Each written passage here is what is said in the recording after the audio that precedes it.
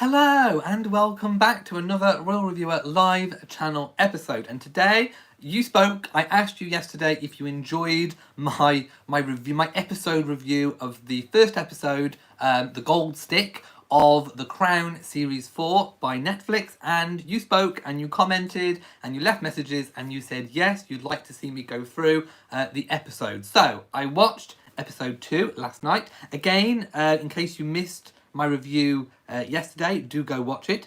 I'm not a binge watcher, so I like to kind of, with something that I really enjoy, that I really like, I like to space it out so that it lasts longer. It's kind of called savouring the flavour, I think. So over the next couple of weeks, I will be watching The Crown and kind of doing these episodes one by one. So there will be spoilers. You have been warned. So if you haven't seen episode 2 of The Crown, stop here because I am going to review it. I'm going to tell you what happens, what they cover, what they don't cover, and we're going to be just discussing it. So if you've seen it and you want to ask me a question about episode 2, let me know. Right.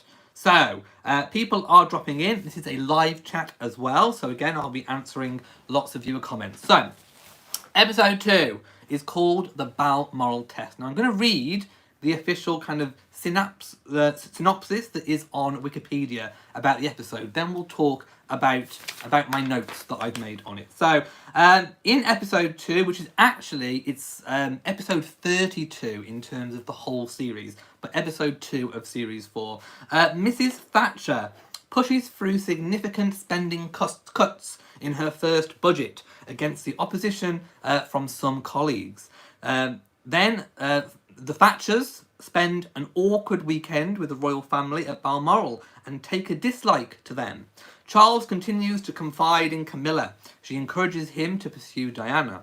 Diana is invited to Balmoral and makes a good impression on the family, who push Charles to think about marrying her, despite his reservations. Mrs. Thatcher reshuffles her cabinet to dismiss her opponents. Right. So that's basically an overview of what happens, but I made my own notes.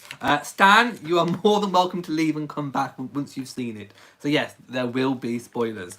So, the Balmoral Test, if you didn't know what the Balmoral Test is, it's this kind of unofficial test, which is it's believed that the royal family kind of like to play little games with the visitors that they invite to Balmoral, whether it be potential girlfriends, whether it be politicians that are staying with them for some of this part of the summer break. They like to kind of test people. It's their way of having a little bit of fun at people and a little bit of fun with people. Some people have what it takes and they pass the Balmoral Test, and some people just do not.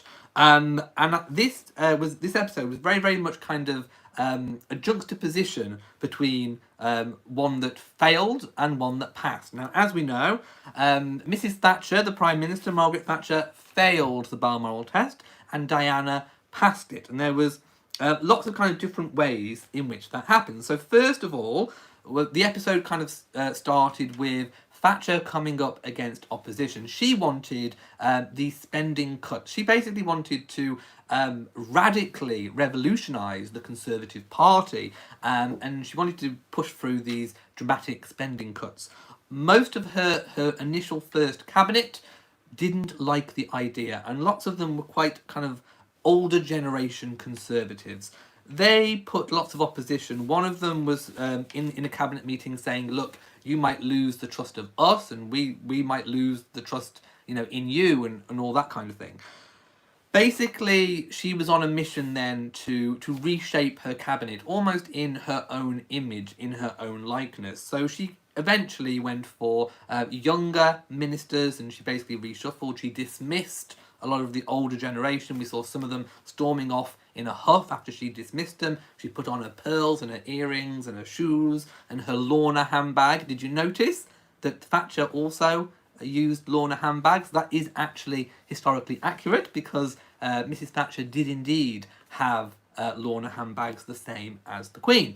In fact, I think they still make the actual style of handbag that Thatcher favoured, and they also obviously still make the ones that the Queen favours. So if you've got a spare few £1,000 and you want a Lorna handbag, they still make them. You can either choose the kind of Thatcher style or the Queen style, or lots of other of their more modern designs.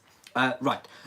So she kind of put on her pearls and her glam, and her hair was all immaculate, and she went down and dismissed basically what she considered to be old dinosaurs, and out they were gone.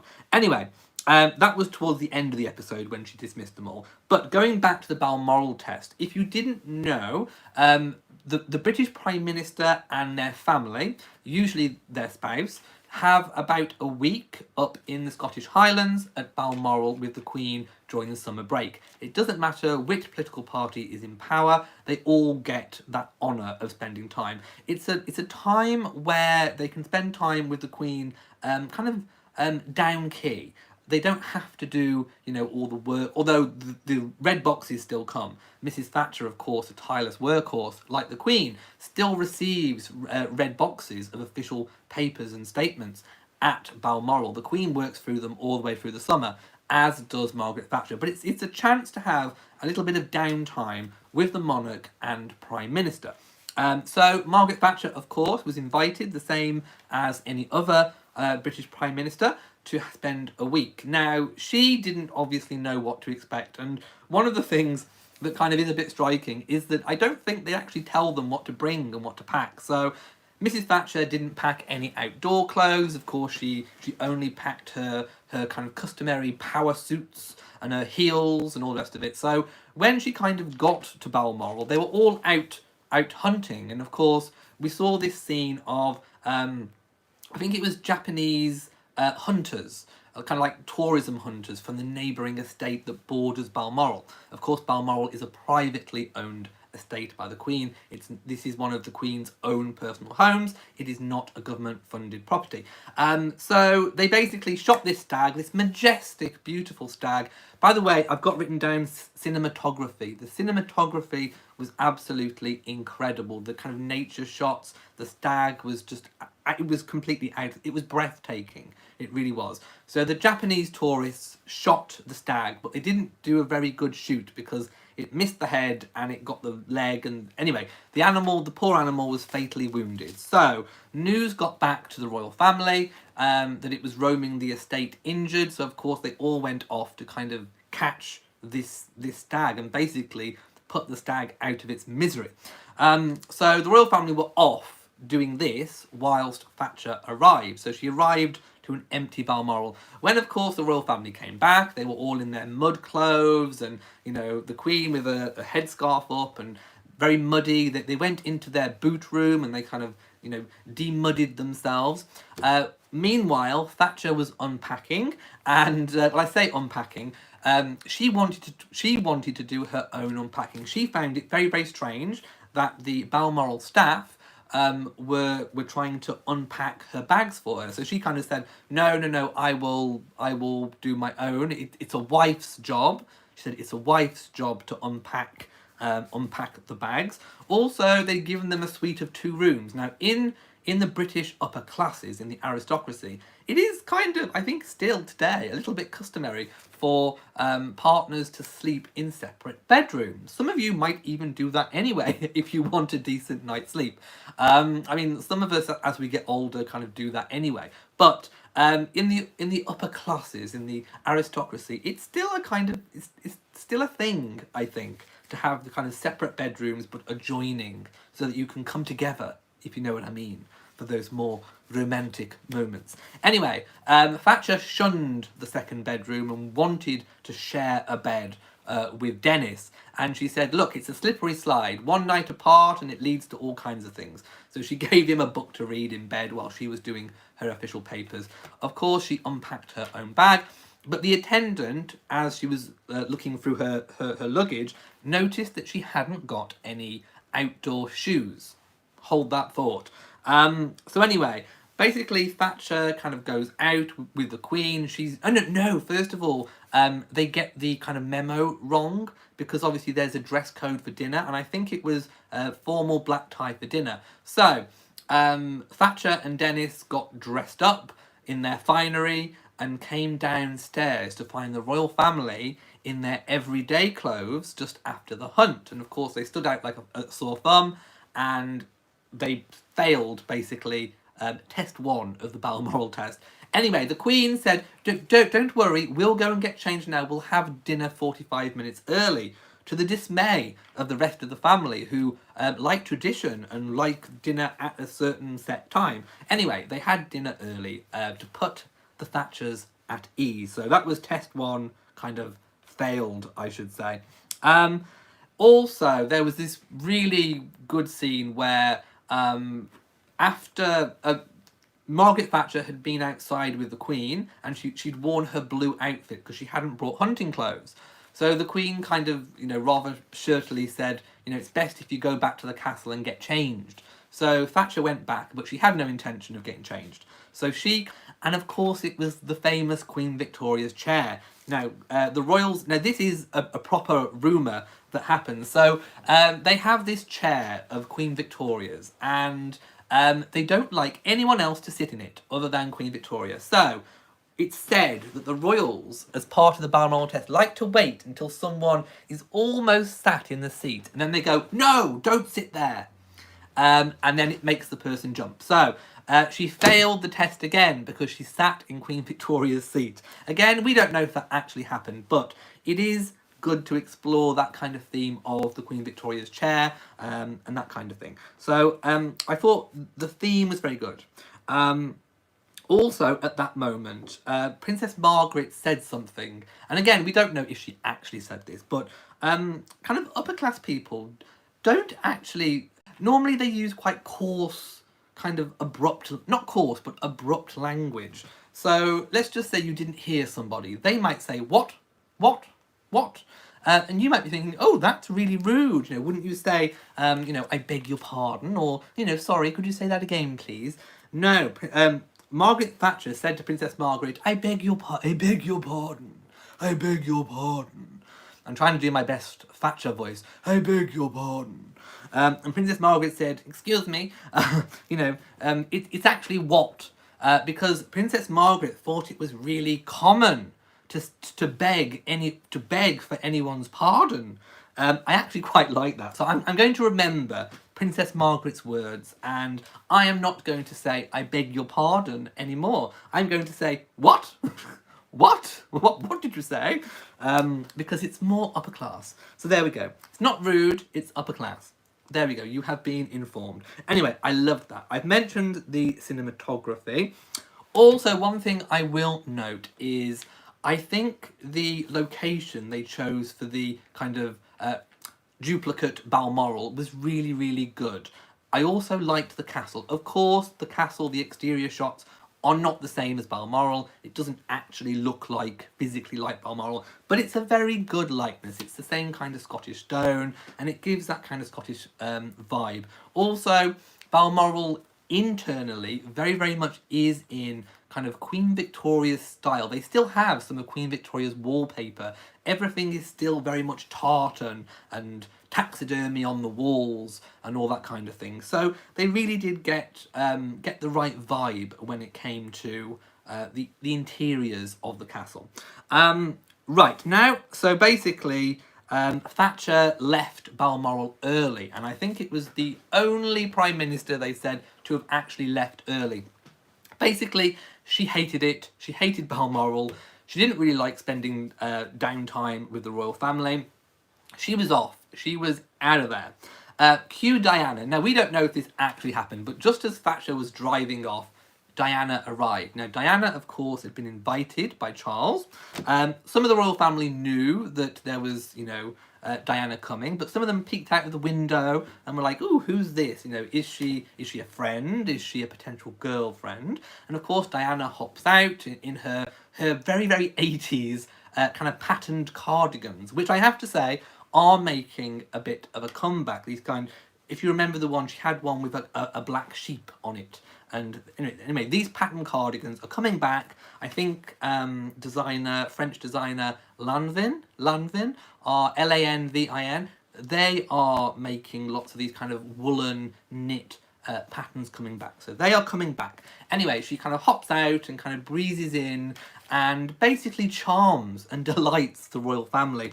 I've actually got written down parlour games. So we see the royal family doing parlour games. Is it one dibble, ibble, ibble, dibble? They were reciting these ibble dibbles. One, I can't remember what it was now. One dibble, ibble, give something ibble dibbles, no dibble dibble. Anyway, Thatcher failed that test as well. Oh no, that was the test when Thatcher was there. She failed that parlour game as well. But Diana excelled at parlour games because she was doing charades and she was making everyone laugh, and she basically just charmed the pants off everybody.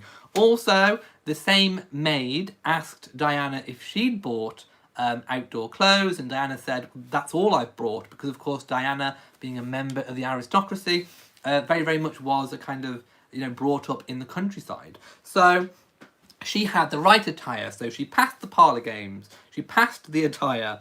Also, she went out to help, Prince Philip wanted to have some alone time with Diana, I think to basically suss her out, to see if she was the right kind of material to be a future queen. So he took her off because they'd had a sighting of the stag, which of course is still fatally wounded. So they go off, and Diana basically helps Philip to shoot this stag. Philip had the gun, she kind of sensed which direction the wind was going and kind of helped him take that winning shot. Of course, Philip is an excellent shot. He shot the stag, and the stag dropped down and didn't know any different.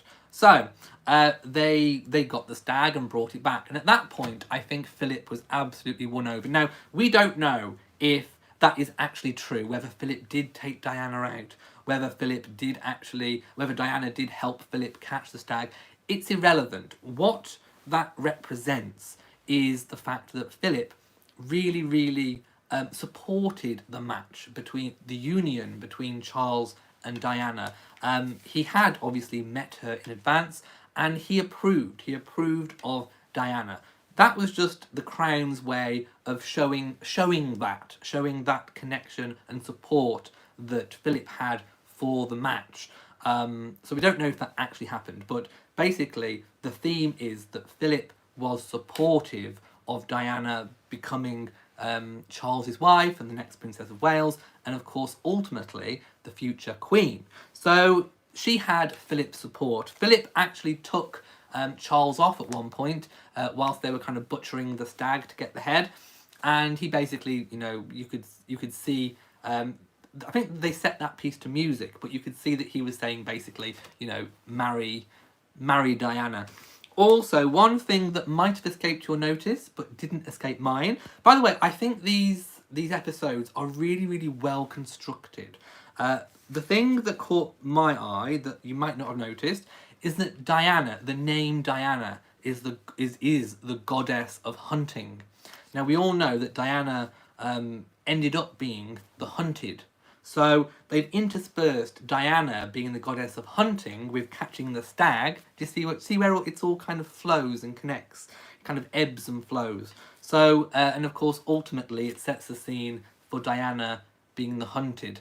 She was hunting at the beginning, but she became the hunted, and I think that's what that theme was all about with the stag. So to see how it kind of sets the tone for the future, and it explores all of these kind of themes. So it is most definitely relevant. Also, Princess Anne. I love the Anne. I said it yesterday, I'll say it again. I love the portrayal of Anne. She took Charles aside and basically said, look, what does Camilla think? Charles says, I've spoken to Camilla. Camilla is supportive of the match. And of course, we saw a scene where he was talking on the phone to Camilla. Camilla was supportive of the match. She basically said, go marry Diana. Princess Anne said, look, we want this phase in your life, you being a bachelor, to end. We need this issue settling. We need the issue of the succession settling. So basically, she encouraged Charles to marry Diana. So we've got everyone. We've got the Queen. We've got Charles. We've got we've got Philip. We've got Princess Anne. We've got Louis Mountbatten, who's obviously now dead. Everyone's saying to either to marry someone who's suitable or to marry Diana, and basically she got the massive seal of approval from the family. Right, I'm going to go now to the comments. I don't think I've missed anything out that happened in the episode, but if you watched it and you think I've missed something, do let me know. Franco says, yes, I agree. It's a great show. I just think many people will take it as a history lesson rather than entertainment. It is most definitely entertainment. Basically, they've taken the themes, the general themes that we know happened, and they've explored them. And of course, to make it fit, to make it work, they've had to kind of embellish things. Nobody knows what was said in private conversations between the royals unless it was overheard and told as a story. But we do know that the royals like to test people with Victoria's chair. We do know that Thatcher didn't have a very good time at Balmoral. We do know that Diana passed the Balmoral Test and had the support of Philip. We do know that Charles was in a little bit of a dither about whether he should, kind of stick with Camilla, who was a married woman, or whether he should kind of, succumb to duty and destiny and marry the person that's kind of put forward and approved by the family. So all of these themes most definitely are true, but how they kind of embellish it and embolden it, yes, does have artistic license. Countess Beret says, lots of embroidering of facts and things thought to have happened. Yes, but as long as you go into it with the eyes that it's entertainment, then you're okay, basically. Stephanie D. Kelly says, no one is worried about the accuracy of a dramatisation about events that happened in most of our lifetime. Yes. Candice Bavaria says, the pressure on Charles to marry Diana was a dead cert, as it is where that pressure came from. Yeah, I think basically Charles was having pressure from everywhere. The press and the media were kind of going after every girl that he was seen with. He was having massive amount of pressure from the press, massive amount of pressure internally from the family, and of course his own internal struggles, sense of duty over sense of heart. We know that Prince Charles is a much more sensitive character than, for example, the Duke of Edinburgh, and also his mother as well. His mother is, kind of known to be kind of very practical and very pragmatic. And both of his parents are very pragmatic, and to have a child that's very emotional, the emotional support that Charles needed and got came from the Queen Mother at the time. And of course, as I've said before, Diana and Charles emotionally were kind of on the same level. They were both abandoned pretty much by their families when they were younger. Diana's mother famously walked away, and she, all of her bulimia and mental health issues came from the abandonment. Prince Charles very much had kind of absent parents in the early years. The Queen Mother kind of took over the role of absent mother. Louis Mountbatten took over the role pretty much of absent father. So they both faced rejection in their lives. So in that respect, they were very similar. And they must have felt some kind of pull because of that. But of course, when you've got two people that are both very needy, that both need that support, it's very, very difficult for them both to be that rock for each other when basically they're the ones that both need the rock. Fortunately for Charles, he found Camilla, who became that rock. Diana was still looking for her rock, unfortunately, at the time she died. Would she have found it? We will never know, but one can hope that she would have done. Mercury Angel says, I think the actors did a great job. I do too. I really, really do. Franco says, the views of an intelligent person, you'd be surprised about the amount of people whose common sense and knowledge of these things comes from such as Cinderella. Oh dear. Yes, we can't judge the royal family by Cinderella standards. Yes, I loved the way Princess Margaret was played.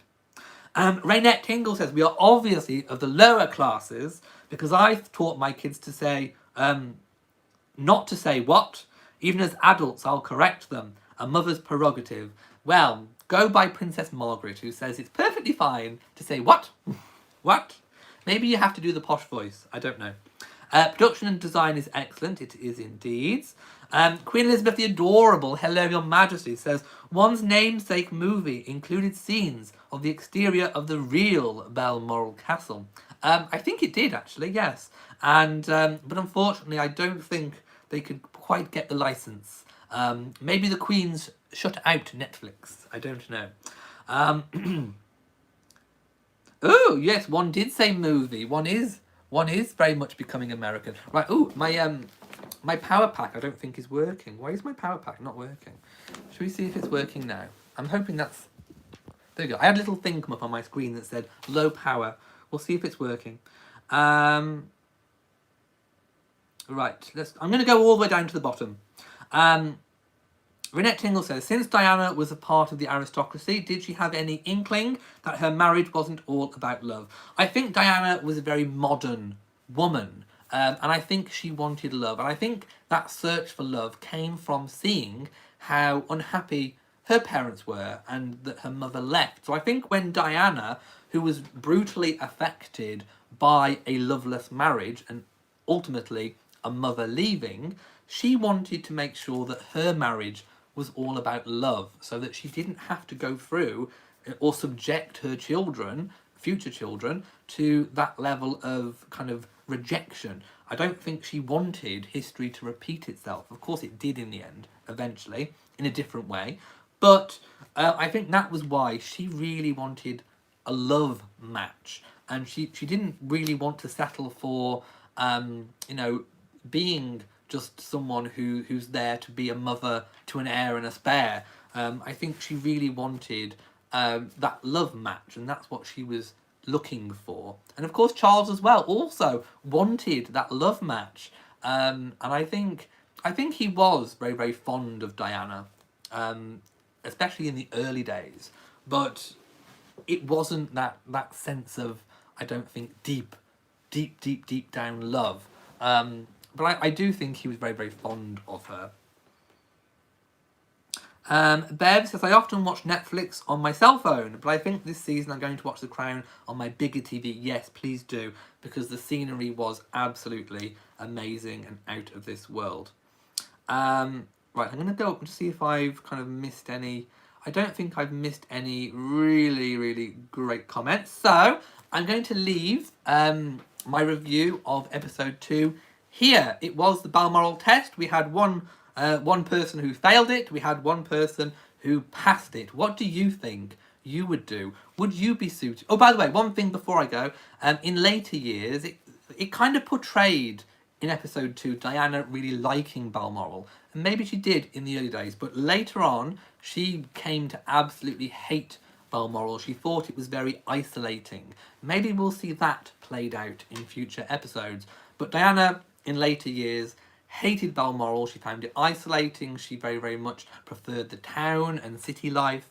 She used to listen to her Walkman, and she didn't really like the hunting, shooting, fishing, even though she had come from aristocratic stock. So I'm going to leave it there. I thought the episode was very, very good, and I'm looking forward to episode 3, which is actually called Fairy Tale. Now, I'm sure we can all guess what fairy tale means, because I think it's the wedding. It must be, that episode must be covering the engagement, the proposal. It must also be covering the wedding. So I can't wait to see the recreation of that famous wedding dress. So join me whenever I'm on to do episode 3 review. So if you've enjoyed this video, please give it a big old thumbs up. Don't forget to share on social media, and also, of course, do hit the bell so that you know whenever I upload a new video. Also, please remember, of course, to subscribe to the channel. So, from me in Shropshire, mwah to you all, and goodbye.